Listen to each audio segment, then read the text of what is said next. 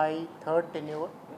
I started my career as a assistant superintendent of police, and today I take pride in saying that I have joined today as the Director General of Police, and it goes to the credit of people of Goa, Goa Police, and the Honorable Chief Minister of the state, that he has given the opportunity to serve the people of state again.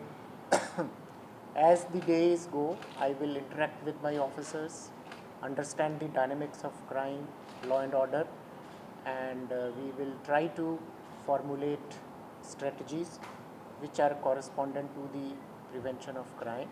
When I speak about prevention of crime, that includes drugs also, and being an iconic tourist destination, we do not want that people should remember Goa because of this aspect. So therefore, that has always been the priority, not only of me but my predecessors also.